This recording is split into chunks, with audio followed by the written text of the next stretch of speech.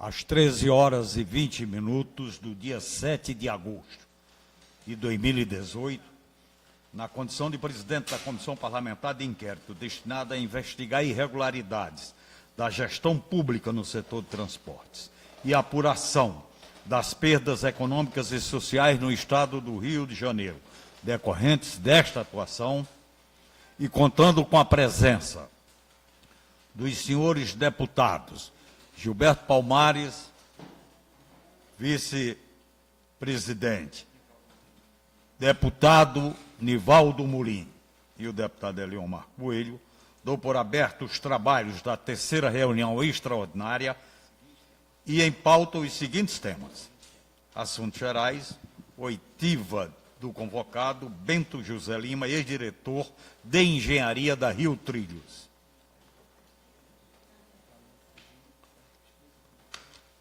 Bom, essa convocação aqui foi, inclusive, solicitada pelo deputado Geraldo Pudim, que não se encontra presente, não é? Apenas lamentamos, mas, de qualquer maneira, quero deixar muito claro o objetivo desta Comissão Parlamentar de Inquérito. Todo mundo sabe a situação, como que funciona o sistema de transportes no estado do Rio de Janeiro. Não é? Há uma série de falhas, de equívocos, de erros. Não é? E é claro que o objetivo da CPI é tentar, de forma mais acurada, tentar buscar respostas, né, de alguns desses problemas, até para a CPI ter a condição de apresentar propostas de solução e superação deles. Não é? Esse é o objetivo, e por isso que nós entendemos como importante, e foi nesta linha de entendimento que o deputado Geraldo Pudim fez a solicitação para esta convocação, não é? Porque são informações a serem dadas e que temos certeza irá contribuir de forma efetiva para o avanço e ter uma conclusão que realmente satisfaça a todos no final dos trabalhos desta Comissão Parlamentar de Inquérito. Portanto,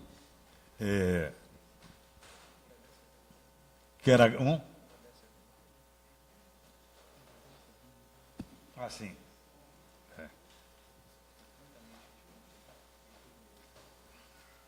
Eu quero começar mesmo agradecendo ao senhor Bento José de Lima, diretor de Engenharia da Rio Trilhos, né, que pelo atendimento da nossa convocação, certo? A nossa CPI, ela foi construída em cima de um plano de trabalho. Esse plano de trabalho é constituído de 5 eixos, né? Um dos eixos, por exemplo, é a cadeia de comando e capacitação institucional, né? Exatamente as relações com os ex-secretários, né? E aí eu começaria dizendo o seguinte, senhor Bento José de Lima, o senhor tem alguma relação pessoal, sociedade em negócios ou parentesco até o 2º grau com os senhores Sérgio Cabral, não. Júlio Lopes, Não. Sebastião Rodrigues, ex-subsecretário de Estado de Transporte no início da gestão, Não. Regis Fischner, Não. Carlos Osório, Não. Rodrigo Vieira, Não. Luiz Carlos Veloso, Não. Heitor Lopes. Não. O senhor é ou já foi filiado a algum partido político? No passado bem remoto, tá? Eu me filiei ao, na época, era PMDB, não é isso? Né? Tá? Mas me afastei disso.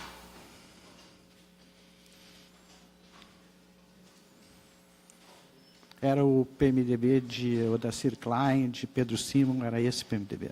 Uhum. Sim. Como que o senhor chegou a exercer esse cargo diretivo? Algum cargo eletivo o senhor já exerceu? Cargo eletivo?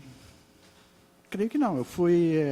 a minha carreira toda, eu fiz o concurso público para a rede ferroviária, no Rio Grande do Sul, passei em primeiro lugar. Tá? Militei na rede ferroviária até a minha aposentadoria. Durante esse tempo, eu fui diretor comercial da AGEF, que era uma subsidiária da rede ferroviária. Tá? Na rede ferroviária, eu exerci praticamente todas as posições, inclusive de diretor de operações, diretor da região sul e diretor financeiro. Tá? Várias vezes substituí o presidente. Posteriormente, fui diretor de operações da Valec. Tá? E, nesse meio tempo, a única vez que eu estive no Estado, fui diretor de engenharia da Rio Trilhos. Ótimo. Como que o senhor, dá para o senhor descrever sucintamente como foi a sua indicação para a diretoria da Rio Trilhos? Pois não. Eu fui, quando entrou, quando saiu, por que saiu? Eu fui indicado para a diretoria da Rio Trilhos no começo do governo Sérgio Cabral, pelo então subsecretário Delmo Pinho, que me conheceu no Conselho de Logística da Federação das Indústrias do Estado do Rio de Janeiro. O senhor indicou algum assessor, funcionário na Rio Trilhos? Eu, digamos, dirigia Rio Trilhos com a equipe que tinha lá. Eu não tenho o costume de, quando exerço a direção de uma empresa, de alguma coisa, de trazer junto comigo uma equipe. Não, eu costumo trabalhar com a equipe de lá. Tá? Então, para os cargos que me eram subordinados, eu nunca indiquei ninguém, eu trabalhei com os que tinham lá. E o senhor exerceu essa função de que período? 2007? 2007 até 2012. E por que o senhor saiu? Eu saí porque eu fui convidado para ser diretor de operações da Valec. Tá? Logo foi em 2012, quando foi lançado, o governo federal lançou o programa de investimento em logística. Tá? Eu, como diretor da rede, eu tinha participado ativamente do processo de privatização da rede, tá? Das ferrovias do Brasil. E nesse processo, a gente cometeu erros e acertos. Tá? E quase 15 anos depois, em 2012, tá? Quando foi lançado o Programa de Investimento em Logística do governo federal, eu tive a oportunidade de ser convidado para esse lugar na Valec, tá? Onde eu teria a oportunidade de sanar alguns dos erros que a gente cometeu quando fez a privatização. Então, foi uma opção e que eu achei assim, fantástico ter a oportunidade, 15 anos depois, de consertar os erros que eventualmente eu tivesse participado deles 15 anos atrás. Uhum. Foi por isso. O senhor indicou mais algum assessor ou funcionário em algum outro setor do governo do Estado? Não. Durante o período em que o senhor foi diretor na Rio Trilhos, com quais projetos o senhor trabalhou?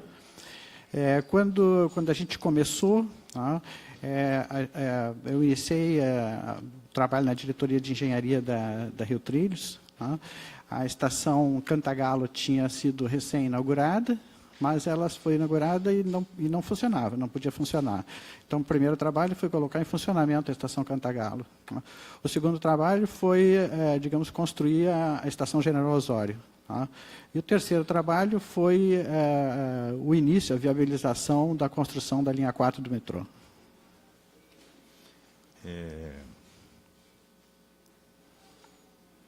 O senhor chegou a ser ordenador de despesas de algum deles? Como diretor de engenharia, tá, naturalmente que eu participava de tudo, toda a parte da fiscalização e das autorizações de pagamento, né, tá, das obras, mas quem ordenava as despesas era o diretor administrativo e não o de engenharia. O senhor foi responsável por elaborar algum parecer ou tomada de alguma decisão técnica? Decisões na técnicas. Rio Trilhos? Decisões técnicas, sim, era a função da diretoria de engenharia. Quem era o diretor administrativo na época?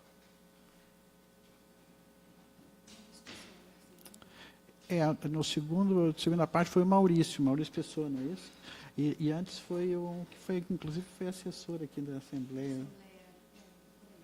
Eu não me lembro do nome do primeiro diretor administrativo.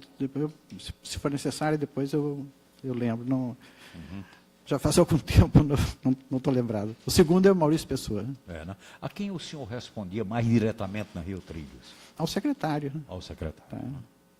Quer dizer, desculpe, ao presidente da Rio Trilhos, que era o secretário também. Em relação à implantação da linha 4 do metrô e em relação à integração física da linha 1 com a linha 2, projeto da linha 1A, o senhor teve participação em comissão de acompanhamento de algum desses projetos no período em que esteve na Rio Trilho? Sim. Com relação à linha 1A, a participação foi indireta. E até eu gostaria de citar um caso com relação à linha 1A. O Metrorio fez uma proposta com relação à renovação do contrato de concessão. E esse contrato, essa proposta que ele fez, importava investimentos em 750 milhões. E como já deve ter sido dito aqui, essa renovação foi fechada por 1 bilhão e 200 milhões. Eu até sugeria que os senhores perguntassem ao então presidente do Metrorio, que em vez de 750 pagou 1 bilhão e 200, por que ele pagou quase 500 milhões a mais? Eu gostaria que fosse feita essa pergunta ao então presidente do metrô. Pois não. Deputado Gilberto Palmares. Quando da linha 1A, que coincidiu com um período, coincidiu não foi anterior, da renovação por mais 20 anos, não é isso? Perfeitamente. Antecipada Isso. da concessão, foi previsto como contrapartida para essa renovação um investimento de 700 milhões. Não, foi feita uma proposta pelo Metrorio de 750 milhões. De ele investir. Ele chegou e disse, olha, eu boto 750 milhões para ter o contrato renovado por mais 20 anos. E ele terminou fechando por 1 bilhão e 200. Mas ele subiu a proposta. Subiu 450 milhões. Eu achava interessante que fosse perguntado ao então presidente da Metrorio, por que ele pagou 450 milhões a mais?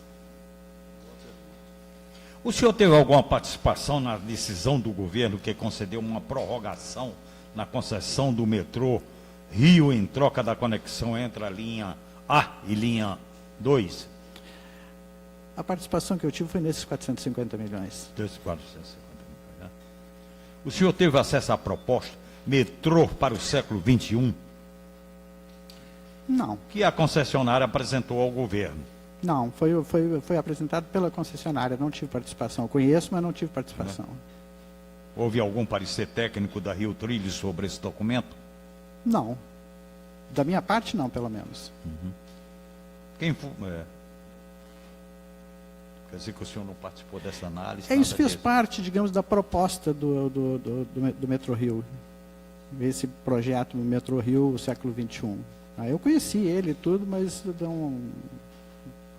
não teve nenhuma participação. Não tive participação na lavra dele. É porque diversas questões foram levantadas por especialistas e servidores do metrô acerca desta conexão. Não é?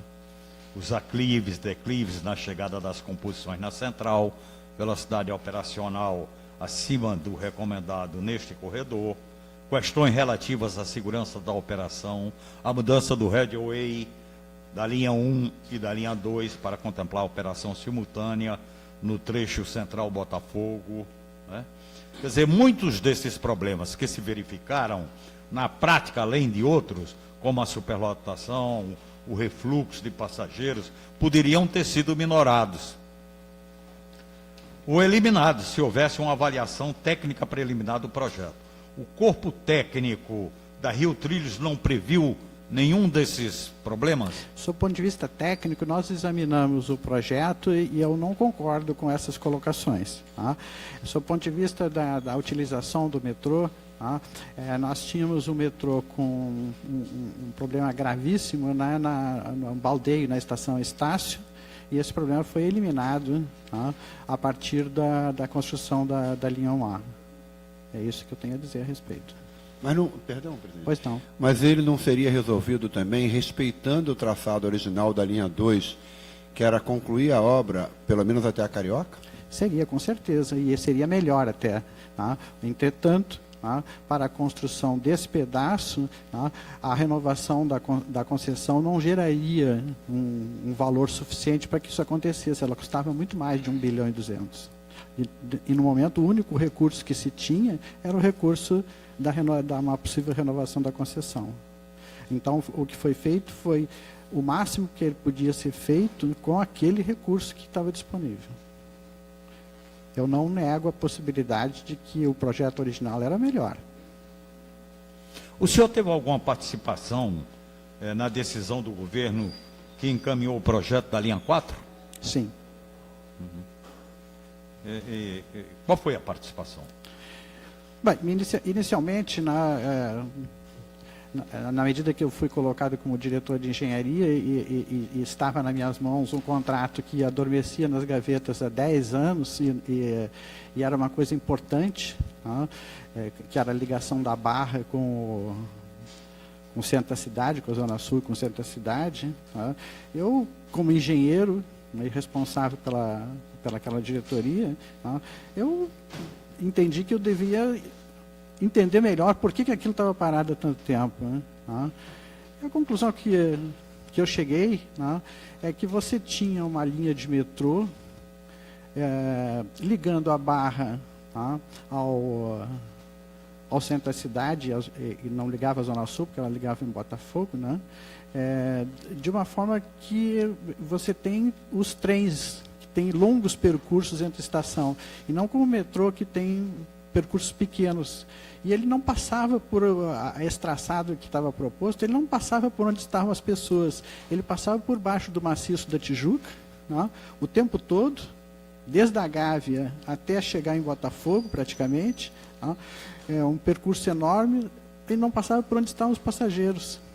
Então, eu entendi que o motivo pelo qual a linha não era construída, né, era porque ela não tinha passageiro, ela só tinha o passageiro da Barra, né, e o passageiro da Barra que se dirigia, né, para a região do Botafogo.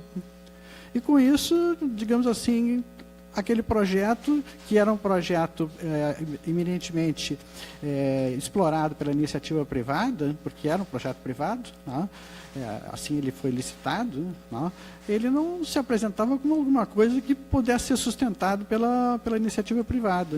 Né. Então o motivo era esse. Quer dizer, agora, talvez os senhores me perguntem, bom, mas por que isso foi por baixo do maciço da Tijuca? Infelizmente, eu sou engenheiro, tá, mas infelizmente porque foi uma solução de engenharia. Né? Foi buscada a melhor solução de engenharia. Qual é a melhor solução de engenharia quando se constrói, tá, um metrô? É ir pela rocha. Porque, por mais que pareça controverso, não é. Né? O metrô, quando ele é construído na rocha, ele é mais barato, mais rápido de construir, e muito mais fácil de operar do que quando ele é construído em solo. Todos acham, as pessoas acham, que o metrô, quando é construído numa terra mole, digamos assim, ele é mais fácil, porque você mexe a terra com facilidade. Não, é o contrário. Né? Então, a solução de engenharia é meter o metrô por baixo do maciço. Só que o metrô não tem que ser uma solução de engenharia, ele tem que ser uma solução urbanística. Ele tem que ir onde estão as pessoas e não onde é mais fácil construir, ainda que isso seja mais caro. Por que foi requentada uma concessão de 1998? Só um momentinho, ela conseguiu identificar o nome do outro diretor, era Sérgio Clérigo. Hein? Sérgio Clérigo. Hein? Desculpe me interromper. Não. Por que foi requentada uma concessão de 1998 junto a Rio Barra e não se fez uma nova licitação para o trecho da linha 4? Quando eu estudei esse assunto, e a primeira parte do estudo foi o que eu relatei anteriormente para os senhores, tá? Eu verifiquei que o contrato tinha uma particularidade, né, tá? Que era a seguinte, tá? O edital de licitação de 1998, ele previa a possibilidade, né, do licitante vencedor modificar o percurso. Uma coisa um pouco diferente, mas previa, né? Entende? E assim aconteceu. O licitante vencedor venceu, né, e exerceu dentro do prazo de 30 dias, que era o prazo que lhe era dado, né, ele exerceu esse direito de modificar o traçado. Certo? Então, se o traçado, raciocinei eu daí, 10 anos depois, se o traçado pode ser modificado, por uma conveniência privada do licitante vencedor, com muito mais forte razão, ele pode ser modificado pelo interesse público. Então, basta que se caracterize, pensava eu, basta que se caracterize o interesse público e esse traçado poderá ser modificado de novo. E com isso, digamos, eu entendi, que podia dar sequência a isso. Naturalmente, isso foi uma elucubração da minha parte, e daí, a partir daí eu encaminhei o processo para a área jurídica, para que ela, então, verificasse se isso era legal. Como isso tinha aprovação do Tribunal de Contas, na época, o Tribunal de Contas do Estado, ele homologou essa decisão do edital. Se ele homologou, com muito mais forte razão, poderia o Estado, em nome do interesse público, ou seja, tirar o metrô da onde ele não prestava, ou da onde ele estava ali erradamente por uma solução de engenharia, para onde ele iria servir as pessoas na Zona Sul. Esse foi o meu raciocínio na época, e daí dei um encaminhamento legal para isso. Naturalmente, não fui eu que decidi. Eu apenas, a partir daí, abri a gaveta e tirei o contrato. O senhor Regis Fischner, em depoimento a esta CPI, alegou que foi apenas uma alteração qualitativa. Mas os documentos indicam que era um projeto muito diferente do que foi licitado. Tanto que o orçamento aumentou quase 10 vezes em relação ao previsto anteriormente. Qual era a posição do corpo técnico da Rio Trilhas em relação a essas alterações? Exatamente por entender, que essa alteração que, digamos assim, era necessária para que o metrô fosse útil e não fosse apenas uma obra de engenharia, e que naturalmente o metrô iria correr pela Zona Sul, onde você não tinha rocha, tinha solo e tinha edifícios e tinha outras coisas dessa natureza, o preço da obra iria subir muito, né? E fundamentado nisso, então, eu dirigia o processo para que ele fosse examinado pela parte jurídica.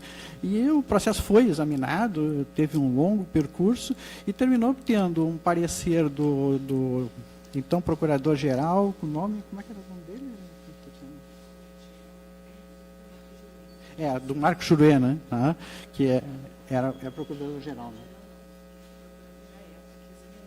O procurador, à época, que examinou o processo jurídico foi o Marcos Juruena, e ele colocou que, além de ser uma modificação qualitativa, que, portanto, permitiria extrapolação dos 25% que estão na lei, era também uma modificação em nome do interesse público, né? Ele caracterizou isso. E, sendo do interesse público, não existia limite financeiro para essa colocação. Esse parecer está no processo.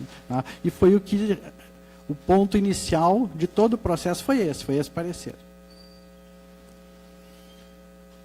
Não haviam divergências entre a Rio Trilhos e a concessionária?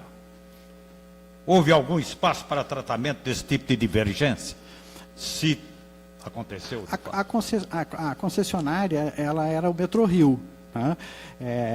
Então, ela não tinha ligação direta com esta construção da linha 4, que era de outra concessão, que foi a concessionária vencedora em 98. Então, eram duas concessionárias. Posteriormente, elas vieram a se juntar de alguma maneira, e hoje o que acontece é que continua existindo a concessionária que venceu o certame em 98, e a concessionária que opera o Metrô Rio, ela termina operando esse trecho da linha 4, ou seja, através de um contrato ela opera o trecho da linha 4. São 2 concessionárias, porém é só uma concessionária que opera todo o sistema. O senhor participou do processo de compra das novas composições para o metrô? Não. A Rio Trilhos não encaminhou especificações técnicas para a montadora dos novos trens? Encaminhou, sim. E o que o senhor atribui tantos problemas na operação inicial dos novos carros, que precisaram de adaptações nos mesmos e até em algumas estações, por conta de dimensões e parâmetros incompatíveis com o regime operacional do metrô? Isso eu não acompanhei. Essa parte eu não participei disso. Apenas foram feitas as especificações. As especificações foram enviadas, através da Casa Civil, foram enviadas para o concessionário. E eu nem sei lhe dizer se essas especificações foram utilizadas na íntegra, parcialmente ou em nada, porque apenas a nossa missão foi elaborar essas especificações. Certo, mas como direção, como diretoria de engenharia, ao elaborar especificações, não caberia exatamente o acompanhamento da colocação em prática dessas especificações? Eu creio a fiscalização, não existia uma fiscalização? Eu creio que a fiscalização caberia à agência, não a Rio Trilhos.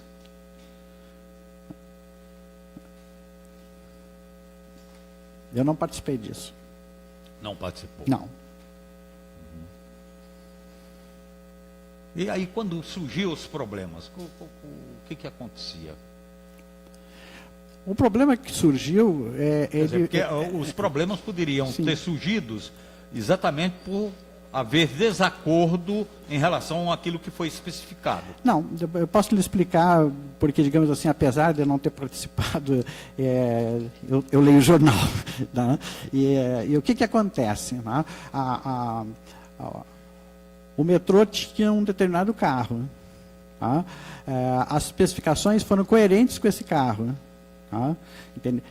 Mas isso que o senhor está falando não diz respeito ao metrô, isso diz respeito à supervia, aos carros da supervia. E a supervia não tinha um carro como tinha o metrô. Tá? Ela tinha mais de 10 tipos de carros. E esses carros tinham diferenças entre si. Uns eram um pouco mais estreitos, outros eram um pouco mais altos, e assim ia. Então, num determinado momento, quando você comprou os carros novos da Supervia, que não tinha nada a ver com a Rio Trilhos, esses carros tinham a ver com a Central. O governo do estado tinha 2 companhias, a Central e a Rio Trilhos. A Rio Trilhos cuidava do metrô e a Central cuidava do trem. Isso que o senhor está se referindo aconteceu no âmbito da Central e não da Rio Trilhos.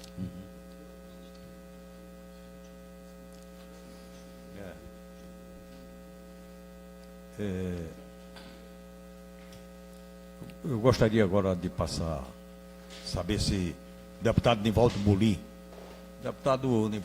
teve presente 100% nos trabalhos e atividades desta comissão parlamentar de inquérito.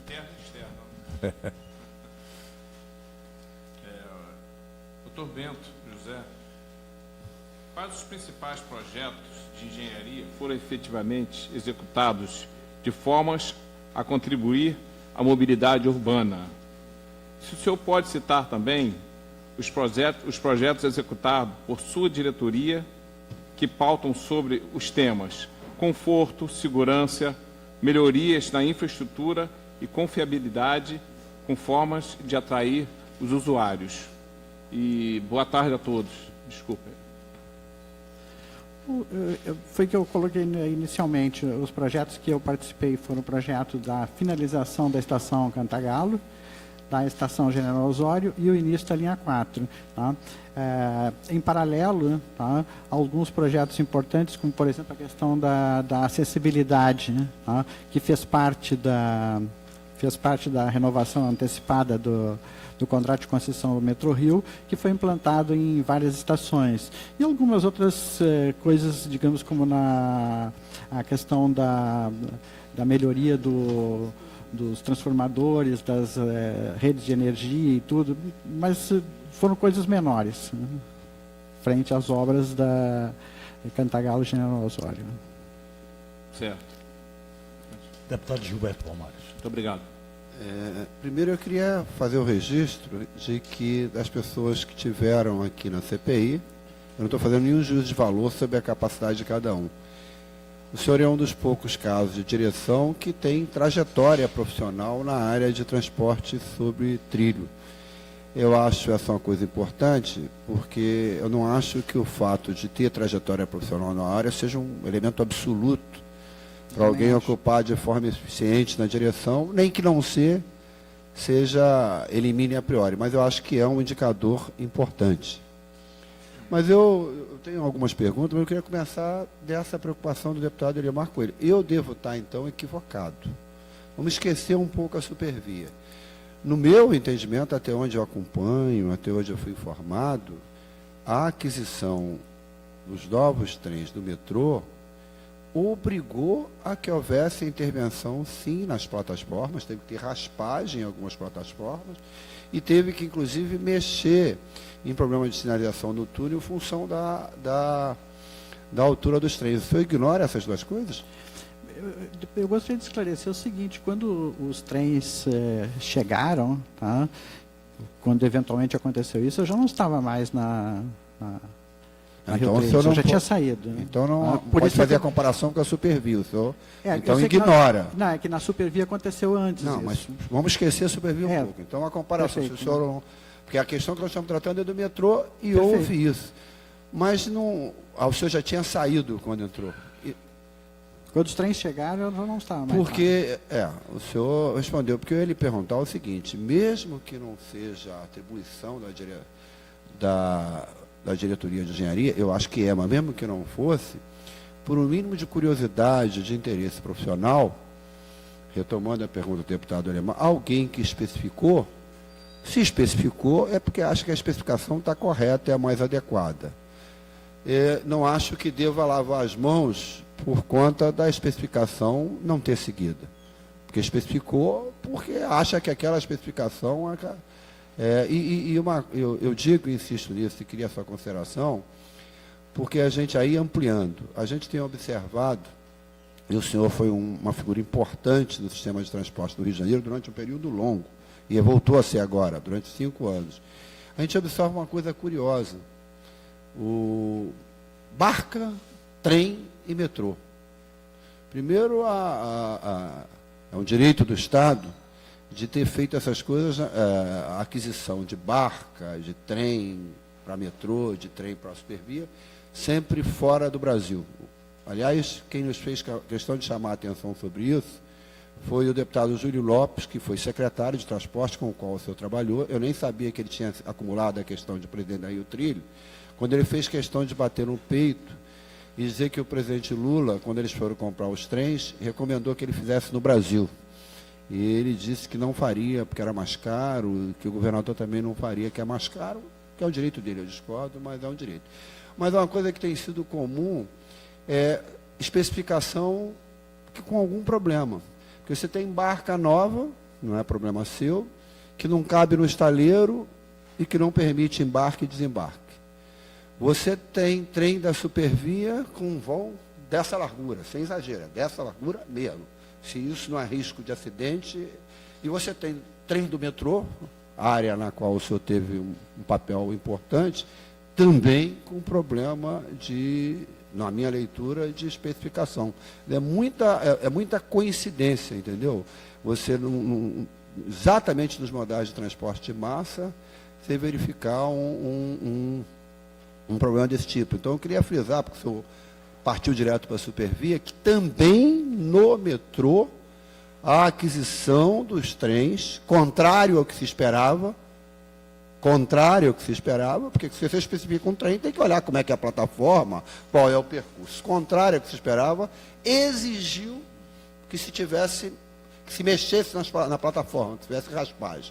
E eu soube mais recentemente que exigiu que mexesse na sinalização. Olha que diabo. Se existia aquela situação, a especificação, onde quer que fosse o trem, devia obedecer àquela especificação. O que o senhor acha dessa questão? O senhor não acompanhou, mas pode fazer uma consideração como profissional da área. Enfatizo, eu já estava fora. Tá?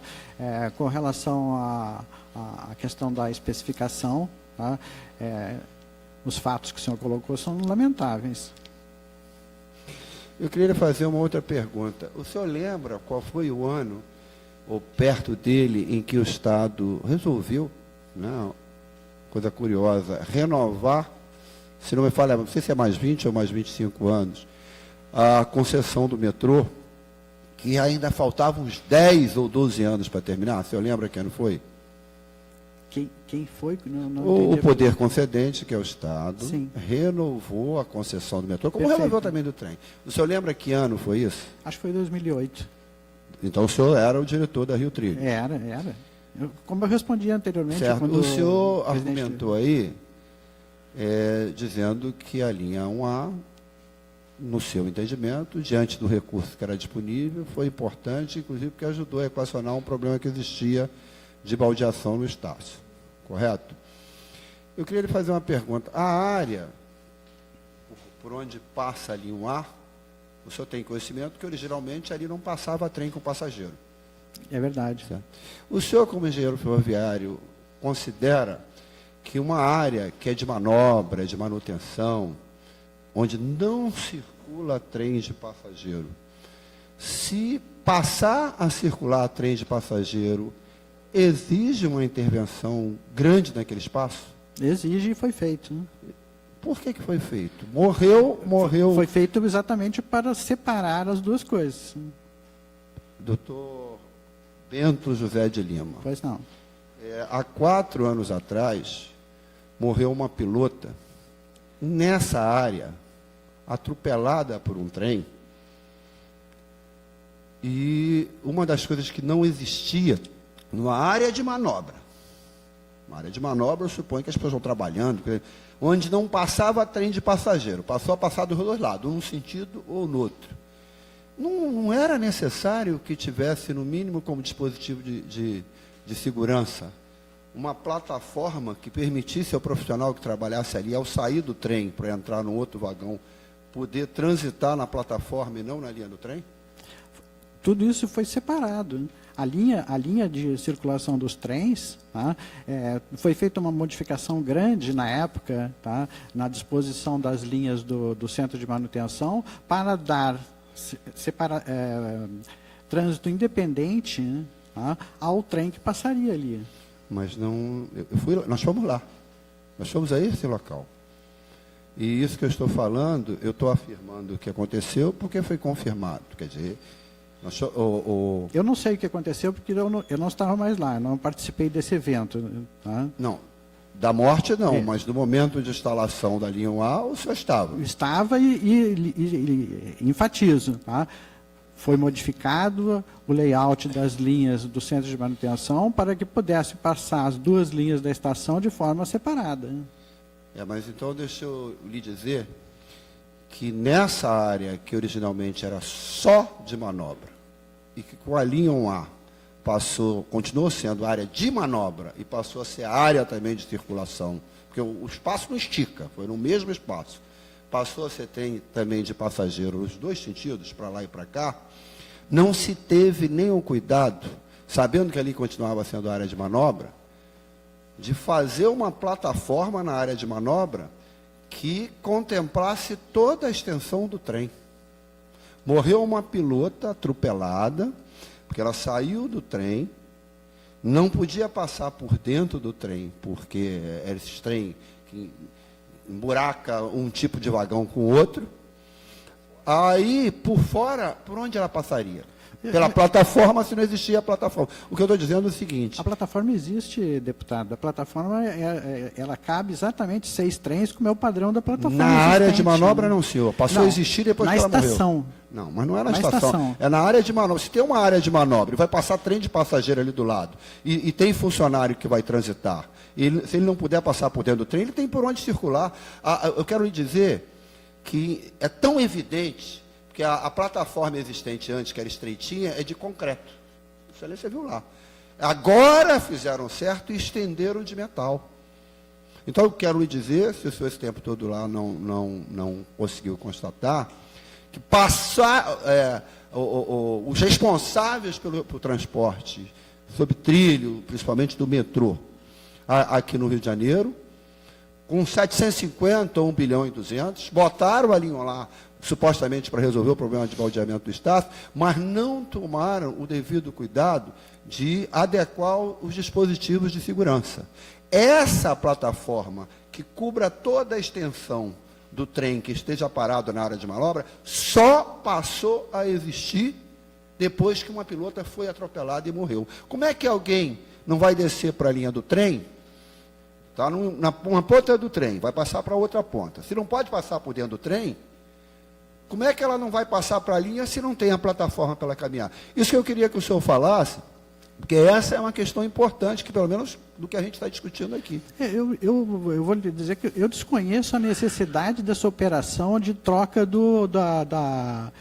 Quando foi feito o projeto, né, tá, o trem era para parar na estação e passar. Eu desconheço essa possibilidade do trem parar ali fora da estação para fazer algum tipo de operação. A área de manobra isso, é para né? quê? A área de manobra é para o acesso ao centro de manutenção. A linha é para o trem passar. E assim foi projetado. Né? Pois é, então eu não vou fazer outras perguntas, eu vou pular essa, mas eu lamento, presidente, que você vê como é que a questão da segurança e da vida dos trabalhadores é levada em consideração. É óbvio que a responsabilidade não é sua, porque ninguém fez isso de propósito. Mas alguém que durante 5 anos teve a responsabilidade de diretor de engenharia da Rio Trilhos, que, como ele próprio fala, teve um papel significativo na instalação da linha 1A, inclusive foi o único aqui que argumentou mais tecnicamente a respeito, ignore esse fato, que ali continuaria, eventualmente, parando o trem para fazer a manobra e circulando o trem com o passageiro de um lado e de outro, e que não se deram ao cuidado de um investimento que não era grande de botar o dispositivo de segurança para o risco de vida das pessoas não acontece. Entendeu? Eu não estou fazendo disso um cavalo de batalha, eu estou insistindo nisso porque eu acho que vida em qualquer situação, a gente tem trabalhado, justiça seja feita, no metrô teve poucos casos, a maioria dos casos é no trem da Supervia, que eu vou chegar daqui a pouco. Mas também houve casos de mortes do metrô, e esse caso, para mim, é emblemático, porque essa funcionária não precisaria ter morrido se não se usasse o tal do trem mamute. Aliás, o senhor sabe do trem mamute? Do trem Frankenstein? Não sei disso, não. O trem mamute Frankenstein, segundo me foi explicado, é o seguinte: o trem onde está o maquinista, o condutor, tem uma configuração diferente dos trens, uma composição de 6 vagões.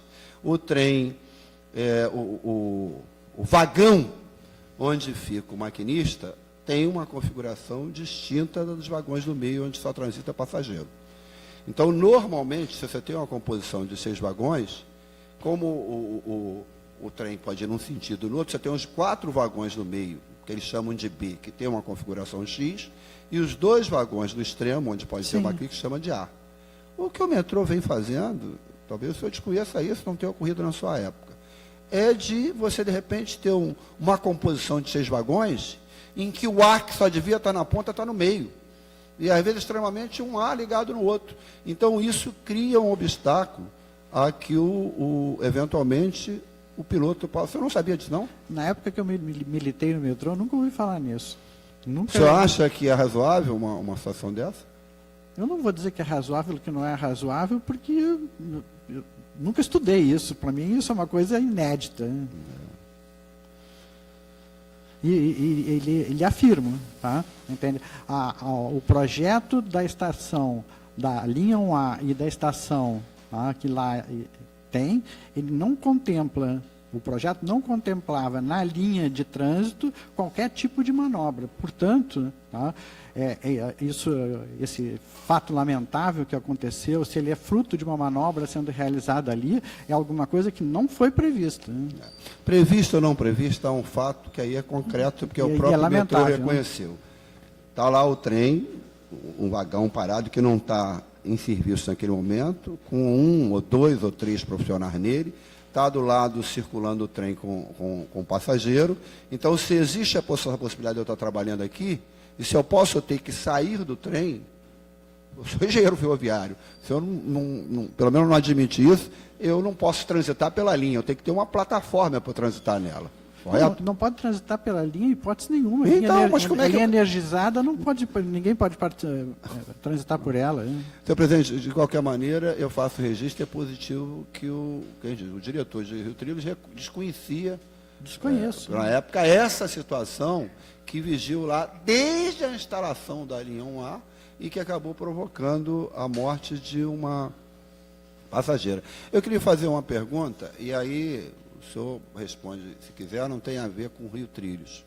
Tem a ver com a Supervia, já que o senhor mesmo, ano passado, comentou a Supervia, e o senhor tem uma trajetória como engenheiro ferroviário, como disse aí, é da área técnica.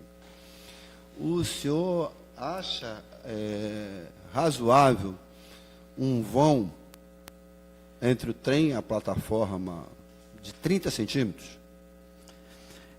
Eu até poderia fazer uso da possibilidade que o senhor me deu de não responder, tá? Mas não é razoável. E somado a isso, não é um ou outro, somado a esse vão de 30 centímetros, uma altura entre onde eu piso para entrar e a plataforma de 25 centímetros? De novo, poderia fazer uso do benefício que o senhor me proporcionou de não responder, mas não é razoável. Eu estou lhe perguntando isso, que a sua experiência como engenheiro ferroviário, que desempenhou uma série de funções na área de ferrovia, participou do processo de discussão da privatização, é um dado importante, pois essa é uma situação, da mesma forma como a falta da plataforma lá na área de manobras, no meu entendimento, causou a morte, essa é uma situação, ainda nesse momento, frequente nos trens da Supervia. Tenho ciência pelo jornal. Outra coisa é que o senhor, que foi de uma função super importante no metrô durante o tempo, deve conhecer metrôs do mundo inteiro, pelo menos alguns. Apesar de eu nunca ter sido enviado pelo Estado para conhecer qualquer um metrô, tá? Como eu viajo, tá? Eu conheço uma porção de metrô, sim. O senhor já falou um pouco, mas eu queria aprofundar uma questão. Eu brinco com os companheiros dizendo que no Rio de Janeiro não existe linha 1, linha 2, linha 3 e linha 4 do metrô. A linha 3 não existe mesmo, porque ela não foi nem iniciada. Verdade. Existe a linha 1 e os seus puxadinhos e puxadões. Porque a linha 4, na minha leitura, virou um puxadão da linha 1. A partir do momento que ela foi concebida lá atrás, com todo esse negócio de que podia mudar a traçado, mas ela foi concebida e desenhada para ligar desde a Barra até o centro da cidade, por um trajeto aqui na Zona Sul, distinto do da linha 1, porque o que foi concebido, você teria o traçado da linha 1 até um determinado local da Zona Sul e um outro traçado da linha 4. O que acabou existindo e foi implementado foi um puxadão, gerando esse troço esdrúxulo, né? Porque lá atrás você teria duas concessionárias, uma para operar a linha 1 e 2, e outra, uma 3 eu já não sei, outra para operar a linha 4, aí gerou esse arranjo aí. Na realidade, a mesma opera tudo, porque o Metrô Rio opera 1, A, 2 e opera 4. O mesmo ocorreu na linha 2, quer dizer, até agora, sempre com o argumento de falta de dinheiro, o fato concreto é o que foi pensado da linha 2, de forma inteligente, que viria até a estação da Carioca, também gerou dinheiro mais alto. Ela tem uma configuração distinta, né?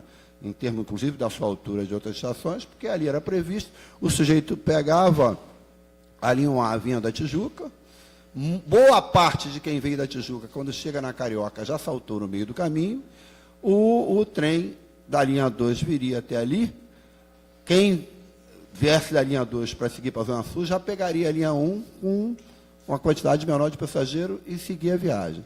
Isso nunca foi concluído, o senhor mesmo sabe disso, porque foi feito a linha 1A. Com prejuízo, no meu entendimento, porque se numa mesma linha, que é a linha 1 da Central para lá, que antes só vinha trem da linha 1, passa a vir trem da linha 1 e da linha 2, o número de viagens tende a ser menor. E, segundo me consta, posso estar enganado, a linha 1 estava configurada para a composição de 6 vagões.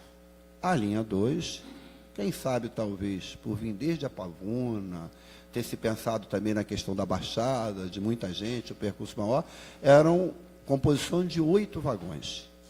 E como a linha 1A, além de reduzir o número de viagens, passou a poder transitar só a composição de 6 vagões. O senhor acha que isso não era uma coisa que devia ter sido pensada, não? Eu acho que o projeto do metrô do Rio de Janeiro, tá, já que o senhor antes colocou a possibilidade de comparar com metrôs de outros lugares, tá, o projeto do metrô do Rio de Janeiro é exemplar. Tá? É exemplar e traz algumas coisas inéditas, como, por exemplo, foi o primeiro metrô do mundo, né, tá, que teve ar-condicionado. Tá? Apesar de ser um metrô do hemisfério sul, tá, e não do hemisfério norte, onde estão quase todos os metrôs, tá, foi o primeiro metrô com ar-condicionado da história do metrô. Tá? É um projeto muito bem feito, tá, e essa conjugação da linha 1 com a linha 2, tá, ela foi muito bem pensada, tá, porque você vinha com a linha 2, tá, até a estação de Estácio, que foi uma estação projetada para fazer o transbordo, mas para fazer o transbordo dos passageiros que vinham do lado da Pavuna, tá, e iam para Tijuca, que eram mais ou menos de 15% a 20% no máximo dos passageiros. Então, ela foi projetada para isso, para fazer transbordo de 15% a 20% dos passageiros. E ela estava fazendo o transbordo de 100% dos passageiros, porque a linha parou no Estácio. Né? A linha deveria ir até a Carioca. Então, na Carioca, iria acontecer de novo o transbordo, mas já de uma quantidade menor dos 80% que ficavam. Né? Por quê? Porque o senhor teria várias estações até chegar à Carioca, Praça Cruz Vermelha, mais 2 estações além do Estácio. Então, o senhor chegaria ali no máximo com 40%, quem sabe 50% dos passageiros. E o segundo andar da Estação Carioca, ele foi construído, e aliás, como deve ser feito, né, tá? Porque quando o senhor faz uma obra, tá, o senhor deve prever como é que essa obra vai se comportar no futuro. E se não tivesse sido feito o segundo andar, tá, quando completasse a linha 2 para chegar até a Carioca, que eu espero que um dia isso aconteça, tá, entende? Você não poderia mais fazer, porque o segundo andar é embaixo. É o contrário, né? O segundo andar é embaixo. Então, foi correto, quando se fez isso lá atrás, ter feito isso, apesar dele ficar todo esse tempo, né, sem uso. Então, isso não é uma antecipação de investimento, é uma necessidade da construção para que possa, no futuro, a expansão acontecer. E foi feito corretamente. Tá? Com relação a essa questão dos 6 carros e dos 8 carros, tá? Por uma questão da demanda existente, tá? a linha 2 foi feita com uma possibilidade de 8 carros, tá? Ao contrário da linha 6. Foi a demanda que ditou isso, essa condição. Não, a linha 1. Isso. Tá?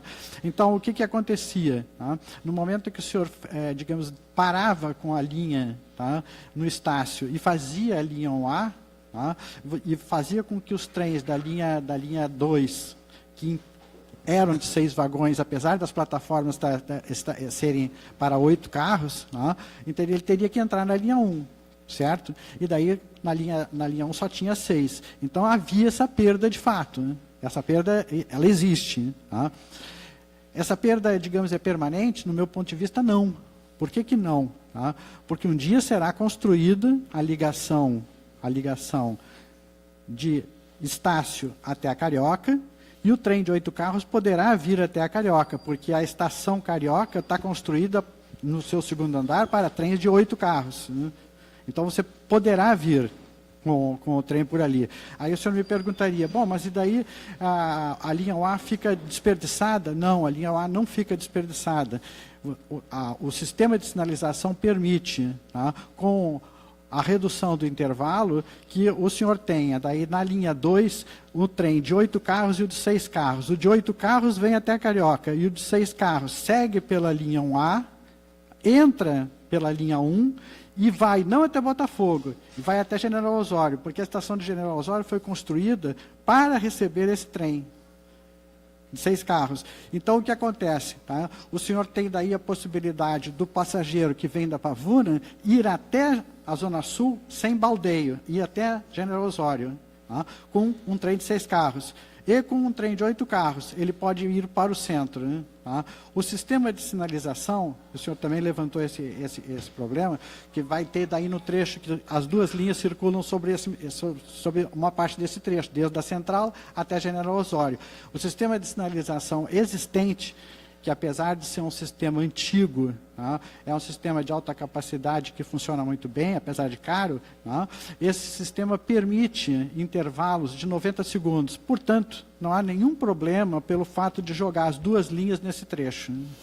Isso a gente está, com todo respeito, divagando sobre o futuro, mas, na realidade, o metrô não foi concebido com a linha 1A. Ele foi concebido com a linha 1, com a linha 2, com a linha 3 e a 4. certeza. E as especificações sobre tamanho de plataforma, número de vagões por composição, consideraram uma determinada projeção. E na minha leitura, essa linha 1A foi um desvio por conta de não se ter enfrentado a necessidade de fazer a linha 2. Mas tudo bem. É questão de entendimento. Eu queria fazer outra pergunta. Deputado, me permite? Claro. Foi de fato, é um desvio, tá? Mas é o desvio que era possível fazer e que beneficiou a sociedade, porque naquela ocasião, o senhor transportava dentro do metrô 450 mil pessoas. Depois de inaugurar a linha 1A, o metrô passou a transportar, como os senhores já viram aqui em outras circunstâncias, 800 mil passageiros, chegando até, em determinados dias, a 900 mil passageiros. Não houvesse essa linha, o povo da Pavuna estaria se apertando e se empurrando em Estácio até hoje. E 450 mil pessoas a menos. Isso aí é questão de entendimento. Eu tenho uma opinião diferente da sua. Eu respeito a sua opinião. Porque eu acho que o Estado, durante um determinado período bastante grande, conseguiu recursos enormes para investir no transporte. Foi questão de escolha, de opção política. Dentro das suas escolhas, podia ter estado, na minha leitura, concluir a linha 2. O Estado não se viu apenas na situação de renovar num determinado dia o metrô, tanto que acabou de ser dito, a linha 4, que era um valor, pulou para não sei quanto, aqui se cansou de aprovar recurso, endividamento do Estado e recurso para o metrô. Então, acho que houve uma escolha, e nessa escolha, quem dirigiu o Estado, dirigiu o setor de transporte, não estabeleceu como prioridade concluir a linha 2. Agora, eu queria lhe fazer a Deputado, pergunta... só mais uma colocação. Não. O senhor, como deputado, tem não só o direito, como a obrigação de estar insatisfeito por isso. Agora, ponha-se na situação de um diretor de engenharia que é responsável pela obra. A ele cabe apenas que essa obra seja excelente. Tá? Como cidadão, eu até concordo com o senhor. Não, mas veja bem, eu não estou colocando no seu ombro a responsabilidade por tudo isso. Como também não estou ignorando que o senhor ocupou um papel importante. Tanto, eu quero dizer o seguinte, eu não quero aprofundar mais a discussão. Se o senhor quiser, eu puxo em debates na época pessoas da equipe técnica do metrô, pessoas com experiência, inclusive na engenharia, debatendo, junto com a Associação de Moradores da Zona Sul, radicalmente contra a alteração do traçado da linha 4. E o único que eu vi nesses documentos defender na época foi, não o senhor, foi um outro diretor de engenharia que está preso. Pelo menos estava preso até recentemente. Então, é óbvio que não é o senhor, nem de longe estou dizendo isso, embora eu estou perguntando, porque o senhor tem experiência e o senhor teve um papel importante durante um longo período. Agora, eu queria lhe fazer a pergunta que o senhor sugeriu ao presidente, que fosse feito a outros. Por que o Metrô Rio, quem quer que seja aí, foi tão bonzinho de inicialmente o investimento que foi pedido, que foi mais ou menos acordado, levantado, foi de 750 milhões e ele passou para 1 bilhão e 200? Eu preferia que... Não, mas eu estou perguntando ao senhor, o senhor está na CPI, aí eu estou perguntando. Não, isso deve ser uma coisa importante, porque o senhor mesmo contribuiu com a CPI. Sim, então eu vou lhe responder. Simplesmente porque o cálculo, tá, do crescimento da demanda ao longo do tempo estava errado. Né? E eu mostrei que estava errado. Apesar de não ser uma uma atribuição da diretoria de engenharia. Mas essa diferença de 450 milhões a mais, porque eu estou entendendo que... Eu só queria saber quem fez o cálculo errado. Quem fez o cálculo errado foi o próprio metrô, né? O Metrô Rio. Eu acho esse dado muito importante, presidente. Eu acho que esse dado é significativo, porque, né, sempre se responsabiliza o Estado e tudo mais. Aí é o caso da concessionária. Mas eu queria ainda nessa linha. Eu estou entendendo que 750 milhões ou 1 bilhão e 200 foi traduzido em um conjunto de investimentos. Sim. Quais foram os investimentos, esse 1 bilhão e 200?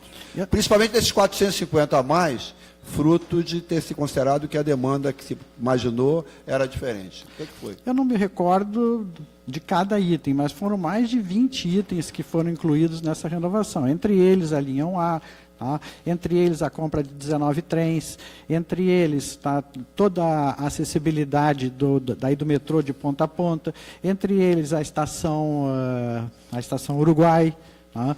As obras principais, a eliminação dos transformadores de Ascarel, tá? Enfim, mais de 20 itens. Ok. Deixa eu lhe fazer uma pergunta. Mas eu não me recordo de todos. Não, tranquilo. Que está linkada com esse dado importante que o senhor levantou, que eventualmente uma projeção de demanda mal feita pode redundar num cálculo de uma lucratividade ou de um retorno Pois sim. menor do que é o real. Por conta disso, eu queria lhe fazer uma pergunta. Recentemente, foi constatado, foi um caso raro, porque normalmente quando vai se discutir equilíbrio econômico e financeiro de contatos com o Estado, sempre se acha que o Estado deve à concessionária. Mas recentemente foi dito que, tipo assim, a concessionária tem que devolver ao Estado algo na ordem de 236 milhões. O senhor podia tratar a forma, mas o senhor tem ideia de por que aconteceu isso? Não. Porque é um valor significativo, não é 30, 40 milhões, são quase 250 milhões. Eu não acompanhei esse fato específico, eu não tenho condições de lhe responder. Só mais duas perguntas, senhor presidente. Por que a estação de Cantagalo tinha sido inaugurada, mas não funcionava? Porque isso é muito comum, né? Quando tá Não devia ser, né? A estação ser inaugurada e não funcionar. Quando está terminando um governo, né, ele quer inaugurar tudo aquilo que é possível inaugurar. Né? E inaugurou. E não funcionava. Eu acho que, não sei se tem aqui algum colega do metrô daquela época. Tem vários. vários. Pode dizer. Então, O senhor, não é verdade? ainda na linha 4, o seu entendimento era que o corpo técnico da Rio Trilhos, coisa e tal, era afinado, era de acordo com a mudança do traçado? Não, isso sempre foi discutido. E era de acordo com a linha 1A? Também foi sempre discutido eu até diria que a maioria não era de acordo. Né? Então, senhor presidente. A maioria não era. Presidente, eu vou lhe dizer isso porque uma vez eu quase apanhei com razão aqui, porque a gente não pode ser, quando pintou a linha 1A, eu tendi a achar como o senhor achava. Aí fui procurado por uma série de profissionais antigos do metrô que em 5 minutos me provaram, olhando a linha 2, olhando como concebido, que estava errado.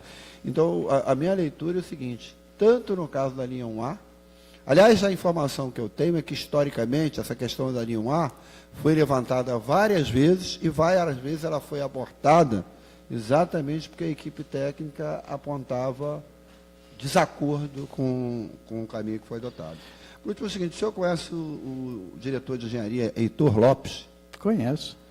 O senhor tem conhecimento de que ele está ou esteve preso? Tenho. Você sabe por quê? Eu não entrei no detalhe, mas ele teve problemas lá na gestão, que ele é o diretor de engenharia que me sucedeu, o Heitor, né? E ele teve algum problema lá e ficou preso. Né? O senhor sabe que ele falou que houve propina na linha 4? Eu li no jornal. Você sabe que ele falou, e isso não sou eu que estou dizendo, é o próprio secretário que falou, que o secretário com o qual o senhor trabalhou, ele trabalhou mais recebeu propina? Não, eu não tenho Isso conhecimento. o secretário O deputado federal Júlio Lopes, secretário de Estado de Transporte, por 7 anos, eu acho, falou a mim, ao deputado Eliomar, ao deputado Pudim, sem a gente ter perguntado, que o diretor, o senhor Heitor, acho que é Heitor Lopes, o havia acusado de ter recebido uma propina de quase 3 milhões, que não era verdade, mas a pessoa fez a acusação. Você vê como é que é complicado esse negócio de traçado da linha 4. Podem ter argumentos que justifiquem do ponto de vista da engenharia, mas como poderiam argumentos contrários, porque essa história de que vai passar por área de não ter passageiro, a linha 4, o objeto central dela era pegar o cara lá na Barra e trazer ao centro. Então, ela própria pode ter sido projetada já sabendo que num percurso mais dela aqui na Zona Sul, ela passaria por bairros de pequena demanda, porque ela foi projetada para lá. Tanto que a linha 1 não ia na Barra, a linha 1 encerrava, por isso passava nos bairros mais ligados à praia, que tem um uso mais interno. Eu estou dizendo que isso que eu estou falando esteja certo, mas estou dizendo, justificativa por justificativa, dizer que houve a mudança, porque passava por bairros como Maitá e coisa e tal, que teriam pouca demanda, pode ser, mas pode não ser a verdade, porque a linha 4 ela foi tirada para pegar o sujeito lá da Barra e possibilitar que ele viesse até o centro da cidade. Então, a própria demanda projetada de Barra e área podia justificar, eventualmente, ele transitar. Então, há justificativa do ponto de vista da engenharia, inclusive econômica, para um caminho ou outro. Mas o fato é que há, inclusive, gestores importantes ao longo do processo que reconhecem que não foi tão tranquila assim essa mudança de traçado, que houve propina. Mas é só isso, senhor presidente. Deputado, o senhor me estiga. Veja só, tá? O plano diretor de transporte do metrô Rio, tá? Do metrô do Rio de Janeiro, tá? Ele foi feito em 1968. Tá? E foi feito por um consórcio alemão que na época, e ainda hoje, respeitado como uma das consultoras desse métier de metrô, das mais respeitadas do mundo. Tá? E na época, em 1968, o senhor praticamente não tinha uma densidade populacional na Barra, tá? Expressiva. Né? Era muito pouco ainda. A Barra ainda era uma... Vê que eles tiveram visão, hein? Porque a Barra hoje explode gente, onde das coisas. E eles, naquela época, tá? Eles já estendiam a linha 1 até o Leblon. Leblon, mas não até a Barra. Por que não ia até a Barra? Porque na Barra ainda era uma fazenda. E porque eles pensaram na linha 4. Ou seja, eles já pensaram, tá, na extensão da linha 1 para ela chegar na Barra através do litoral. Metrô se constrói onde tem gente, não se constrói metrô onde tem montanha e natureza. Isso foi um erro, tá, ter puxado, tá, a linha 4, um erro de engenharia. Tá? Se um urbanista tivesse participado do projeto da linha 4, ele jamais teria colocado embaixo do maciço da Tijuca. Cristo Redentor, que estava lá em cima, não precisa do metrô lá embaixo. Quem precisa do metrô são estas pessoas que estão aqui. O metrô tem que estar onde estas pessoas estão, e não onde está o Cristo. Bom, senhor presidente, eu agradeço o doutor Neto José, embora divirja dele nessas questões relacionadas. Eu até gostaria de conversar mais com o senhor. A linha 1A e a linha 4, acho que a linha 1A não é uma coisa que, olhando ao longo do prazo, tenha sido uma alternativa razoável para qualquer dificuldade da linha 2, devia-se ter prioridade a linha 2, mas eu, como Vossa Excelência, estou grato aqui pela presença dele. Deputado Geraldo Doutor, Nivaldo Molino. Doutor Bento José, uma perguntinha aqui. Esses 450 milhões a mais, claro que foi feito alguns aditivos, né, para ter esse aumento. Não foi feito aditivo. Não feito nenhum aditivo? Não. Eu queria saber se foi feito e quantos aditivos. Não, foi na base da proposta. Na proposta tinha um valor. Né? No âmbito da discussão daquela proposta, o valor subiu para 1 bilhão e 200. Não foi feito nenhum aditivo? Não foi feito. Não. Tá. E o senhor ficou no período de 2007? 2007. A 12. O senhor poderia explicar, tá, que a população, até o deputado Gilberto Palmares, a gente bate muito nessa tecla, né, em relação à linha 3 do metrô, município de São Gonçalo, que tanto uma cidade de mais de 1 milhão, o senhor falou em população que o metrô tem que passar onde o povo está, a população. Ele certamente sabe que São Gonçalo tem mais de 1 milhão de habitantes. Mais de 1.200.000 habitantes. E a Eu linha sei, 3 sim. do metrô, tá? Que eu venho batendo nessa tecla há muito tempo. Por que foi pulada a linha 3 do metrô? Porque fizeram projeto para a linha 3 do metrô em São Gonçalo? Tem projetos. Né? Não, tem um projeto que hoje tem que ser refeito, Sim, né? Porque mudou toda com a certeza. trajetória ali, mudou tudo em São Com Gonçalo. certeza. O projeto original, ele aproveitava o leito antigo da ferrovia, e hoje o leito não pode mais ser Mas aproveitado. não conseguiram me responder até hoje o porquê. Não aconteceu o fato, não iniciaram, entendeu? É que nem o transporte aquaviário, o BRT. Parece que tem uma maré da Baía da Guanabara, que a maré está para o lado de cá. Então não chega nada ao município de São Gonçalo, com a cidade de mais de 1.200.000 habitantes, que o metrô hoje seria de grande relevância, de grande importância para aquela cidade. Linha 3. Eu esposo a sua inconformidade, eu também não me conformo com isso.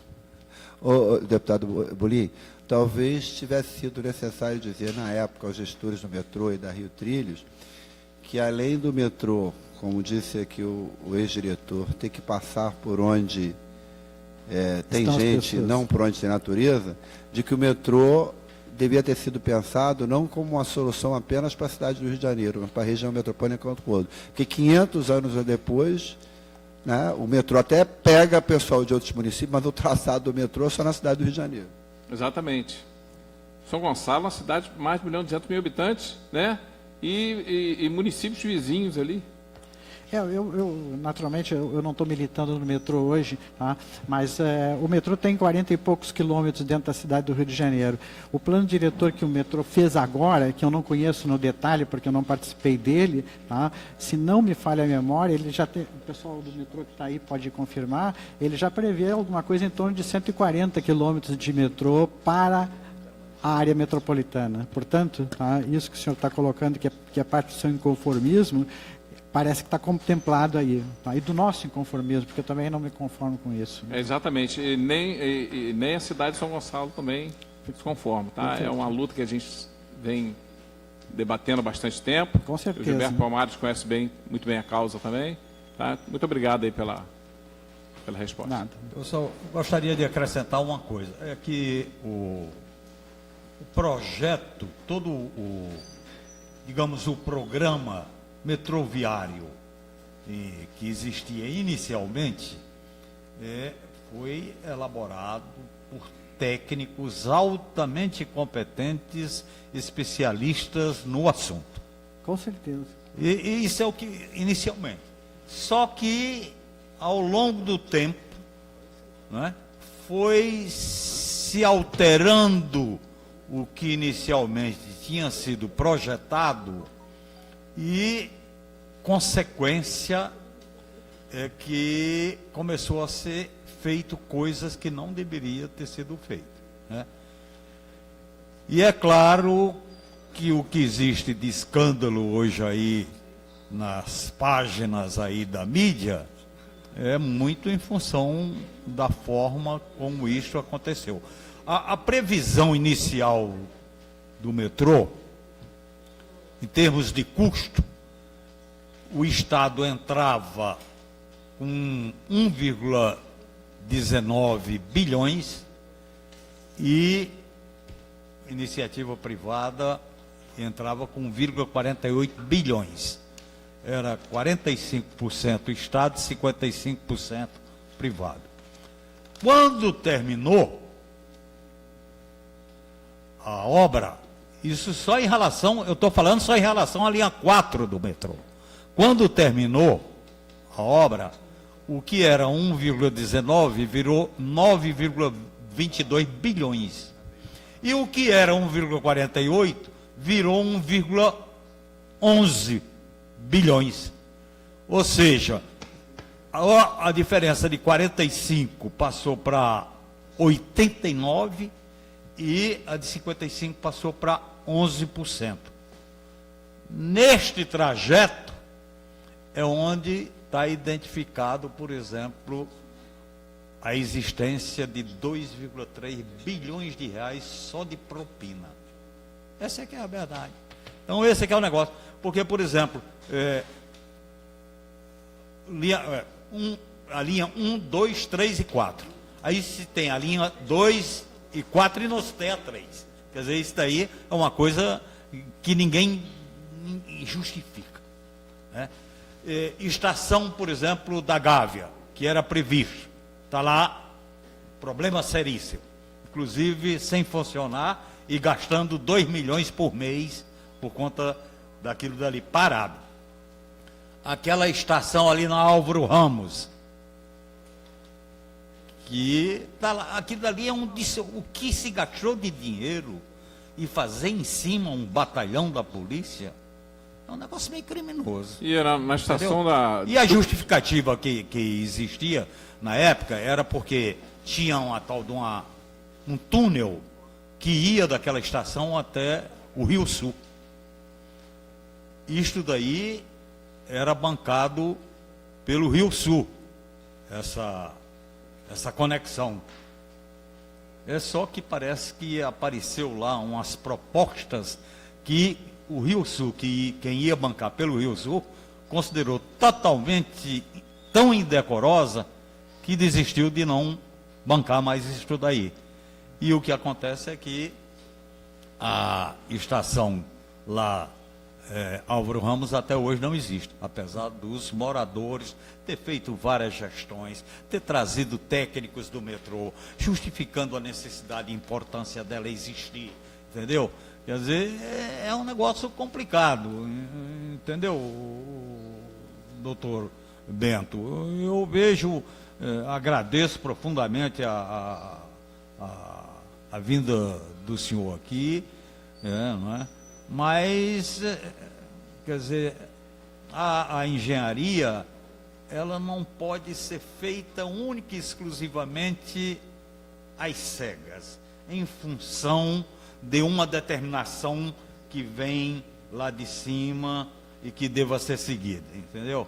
A engenharia, eu acho que a engenharia ela tem que ter a viabilidade técnica, esse estudo é importante, tem que ter o estudo da viabilidade econômica, que também é muito importante, tem que ter inclusive o estudo da viabilidade ambiental, mas tem que ter o estudo da viabilidade social. É fundamental. Tem que ter esse estudo. E, infelizmente, não é isso que se vê. Não se vê porque vem o atropelamento feito pelas decisões de caráter político e que tanto mal tem sido feito. O metrô do Rio de Janeiro, a extensão dele é mínima em relação a qualquer capital que exista e que pretenda realmente instalar metrô para atender a população, não é?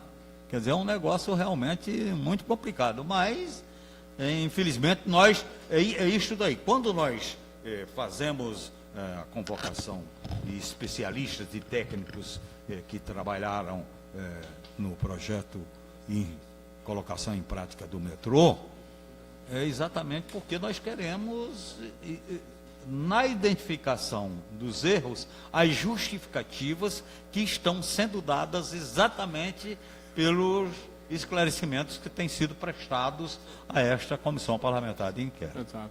Não é isso? Agora, ali na estação da Gávea, no canteiro de obras, nós deparamos ali, o Gilberto Palmares, deputado, o nosso presidente, deparamos ali com a quantidade imensa, né, um piscinão ali de água, né, aquilo ali... Lá na Gávea.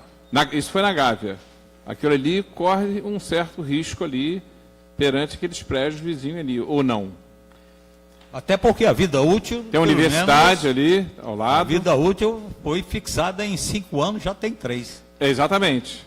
Há 5 anos, já tem 3. Um esclarecimento. A questão da colocação da água, tá? Ela é, digamos, o antídoto necessário para que esses problemas não venham a ocorrer. Tá? Em termos de engenharia, quando você tem um poço da dimensão daquele ali, ele ficando em seco, tá? O risco de desmoronamento, o risco de afetar as construções em volta, realmente existe. E a forma técnica de evitar isso é enchê-lo d'água. Mas Então é isso que acontece. Eu não sou responsável por isso, não fui eu que recomendei e tudo, mas eu estou apenas me referindo à boa técnica. Né? Certo, certo. Porque o período ali é 5 anos. Eu não sei se O tem período de 5 anos, sim. Tá. E já tem, parece que, se não me engano, é 2 ou 3, né, É, deputado? eu não sei lhe responder sobre isso. Ok. Bom, Deputado, né, o senhor me permite apenas um esclarecimento e um agradecimento. Em primeiro lugar, com relação ao senhor, o senhor falou com relação à questão da participação público-privada, que diminuiu muito a privada e tudo. Não foi a Rio Trilhos que fez esse cálculo. Quem fez esse cálculo foi a Fundação Getúlio Vargas, contratada pela Casa Civil do Governo do Estado. Então, Qual apenas para esclarecer isso. qual o cálculo? O cálculo da participação público-privada no metrô, na linha 4. Apenas para esclarecer. Tá? Isso foi Sempre a Fundação Getúlio Vargas. Foi a Fundação Getúlio Vargas que fez isso e contratada pela Casa Civil, portanto, a Rio Trilhos não tem nada a ver com isso. Tá? Segundo lugar, o senhor citou a questão do grande volume de propina. Tá? Realmente, eu, como militante do serviço público quase que a vida inteira, tá? Eu acho isso realmente lamentável. Tá? E queria lhe dizer que eu sou também acusado nesses processos, tenho meus bens bloqueados já há um ano, tá? Todos meus bens bloqueados, e eu sequer fui ouvido, né? Nenhuma vez, nem pelo Tribunal de Contas e nem pelo Ministério Público a esse respeito. Nunca ninguém veio me perguntar o porquê que tinha sido feito assim, ou porquê que tinha sido feito assado, para eu poder ter. Eu estou tendo pela primeira vez a oportunidade de falar a respeito disso em público aqui para os senhores, pelo que eu agradeço. Eu sou agradecido por isso. eu queria registrar a presença da deputada que está presidindo aqui ao lado, mas ela veio aqui, entrou, ficou um pouco na deputada Marta Rocha. Né? Justificar a presença dela. Eu queria, amanhã nós vamos ter uma sessão aqui, onde nós vamos exatamente iniciar o processo de discussão do nosso relatório. Presidente, Vossa Excelência já sabe, mas eu quero levantar aqui formalmente, eu estou encaminhando para Vossa Excelência como contribuição ao relatório, função do trabalho que foi desenvolvido por todos nós, um entendimento sobre os acidentes no metrô e na supervia, sobre a questão dos acidentes. 31 acidentes com mortes que foram analisados. Nós fizemos um trabalho que eu considero com muita responsabilidade, com muita seriedade. Por exemplo, amanhã, com a sessão de amanhã, são 30 atividades realizadas por esta Comissão Parlamentar de Inquérito num tempo recorde e sem a mínima infraestrutura, porque nos foi negado pela presidência da Casa. Essa que é a verdade. Isso é bom a gente deixar. Eu quero agradecer a presença aqui dos representantes dos trabalhadores do metrô, que são membros do Sindicato dos Metroviários. Presidente, tomando a liberdade de Vossa Excelência, eu não sei se o Edgar fez isso, eles tinham um documento que ficaram de me entregar e eu solicitei que entregasse ao presidente também. Vocês entregaram ou não? É a decisão de vocês.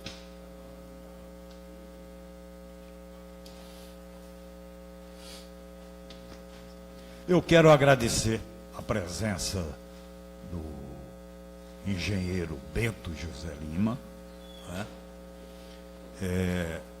Teve uma atitude bem diferente de outras duas pessoas que foram convocadas para esta comissão parlamentar de inquérito, que foi o senhor Cláudio Calac e o senhor Luiz Carlos Veloso. Inclusive, a gente fez as convocações com muita antecedência e A minha convocação a foi sua foi sexta-feira à feita noite. quinta-feira. Sexta-feira à noite. Sexta-feira à noite, né? E hoje aqui. E esses aqui, muita antecedência e não estiveram presentes. Nós acionamos e vamos ficar cobrando exatamente da Procuradoria-Geral da Assembleia Legislativa uma decisão a respeito disso daí. porque consideramos isso uma atitude totalmente desrespeitosa em relação a uma comissão parlamentar de inquérito. Né? Presidente, eu quero repetir o que eu falei com relação ao seu Cláudio Calac, e Veloso também, mas conselheiro da Record, eu acho que nós devíamos colocar no relatório que ele cometeu um crime, porque alguém ser convocado para a CPI, ter ocupado uma função extremamente importante dentro do objeto claro da CPI, e se recusar, se recusou, afrontou a CPI, eu acho que é uma atitude criminosa. A gente tem estado, deputado, em contato com a Procuradoria-Geral da Assembleia para que realmente... E temos... O que está acontecendo, como é que está o encaminhamento, quais as providências que estão sendo tomadas. Quer dizer, a gente não pode ficar sem resposta, entendeu? Então é isso daí. Que eu vou encerrar agradecendo e, ao mesmo tempo, lamentando a ausência do relator, entendeu? E... no fundo, esta sessão, no fundo, esta sessão, ela existe por conta de uma solicitação dele. Né? Bom, agradeço a presença de todos e, nada mais havendo a tratar, declaro encerrada a terceira reunião extraordinária desta CPI.